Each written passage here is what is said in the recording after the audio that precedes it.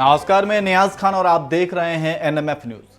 अधिसूचना जारी होने के बाद टिकटों का बंटवारा धड़ाधड़ चल रहा है। सभी प्रमुख पार्टियां जैसे कि बीएसपी, समाजवादी पार्टी, बीजेपी और कांग्रेस अपने सभी उम्मीदवारों की लिस्ट फाइनल कर चुके हैं।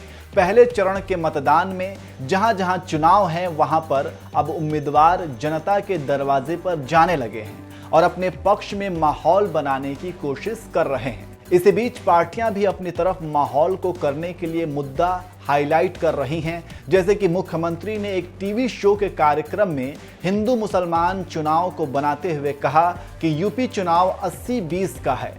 मतलब ये कि 80% हिंदू और 20% मुसलमान। लेकिन मुख्यमंत्री योगी आदित्यनाथ के इस नैरेटिव मुद्दे के बाद समाजवादी पार्टी ने एक बड़ी लकीर खींच दी और बीजेपी के बड़े ओबीसी नेताओं को अपने पाले में करते हुए मुद्दे को ओबीसी बनाम स्वर्ण कर दिया और मामला आगे बढ़ गया। इससे बीजेपी के नेताओं को चक्कर आने लगा। अब उसी मुद्दे पर बीएसपी सुप्रीमो मायावती ने अपना दांव चल दिया है। यहाँ पर मायावती के दांव की बात करें उससे पहले आपको प्रियंका गांधी के दांव की थोड़ी चर्चा कर देते हैं। प्रियंका गांधी ने यूपी में महिलाओं को फोकस कर लड़की हूं लड़ सकती हूं का नारा दिया और इसी पर आगे बढ़ रही हैं।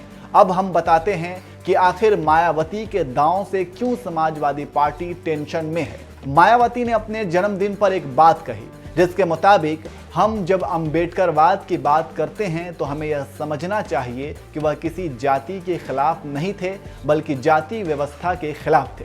वह इस बुराई को मिटाकर समतामूलक समाज के निर्माण की बात करते थे। इसलिए उच्च जातियों के जो लोग इसके खिलाफ हैं उन्हें साथ लेकर चलना होगा। जब समाज में सद्भाव होगा तभी तो समतामूलक समाज बन पाएगा। बस इसी बात को जानकार कह रहे हैं कि वह सपा की 85 बनाम 15 की लड़ाई की बजाय सर्वजन हिताय और सर्वजन सुखाय के अपने नारे के साथ चुनाव में जाने की तैयारी में है। ऊंची जातियों से सद्भाव का संदेश दे मायावती सीधे तौर पर स्वर्ण बिरादरियों को साधने का संकेत दिया। यही नहीं, इस दौरान उन्होंने अपनी पहली लिस्ट भी जारी की। इसमें मुस्लिमों और ब्राह्मणों को सबसे ज्यादा टिकट दिए गए हैं। कहा जा रहा है कि वह बीडीएम गठजोड़ यानी ब्राह्मण, दलित और मुस्लिम पर आगे बढ़ रही हैं। यदि उन्हें इस समीकरण पर वोट मिलते हैं तो समाजवादी पार्टी को बड़ा झटका लग सकता है। इसकी वजह यह है कि एसपी के 85% का ही बड़ा हिस्सा मायावती के बीडीएम समीकरण में शामिल है। जानकारों के मुताबिक जिस तरह स्वामी प्रसाद मौर्य ने अगड़े और पिछड़े का कार्ड चला है उसे देखते हुए सपा को इसका नुकसान उठाना पड़ सकता है। माना जा रहा है कि इससे स्वर्णों के एक वर्ग जो एसपी को वोट दे सकता था वह छिटक कर दूर जा सकता है। वहीं मायावती के टिकट बांटने और अंबेडकरवाद की नई परिभाषा उसे लुभा सकती है। यही नहीं, जिन जगहों पर एसपी ने मुस्लिम उम्मीदवार नहीं दिए हैं वहां बसपा के कैंडिडेट को लाभ मिलने की स्थिति है।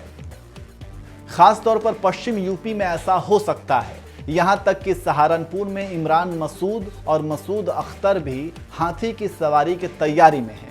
यदि ये दोनों नेता बसपा में जाते हैं तो फिर एसपी को सीधे तौर पर पश्चिम यूपी में मुस्लिम वोटों का नुकसान उठाना पड़ सकता है। अब देखना होगा कि आगे क्या होता है और इसका जवाब जनता क्या देती है, यह देखने वाला होगा।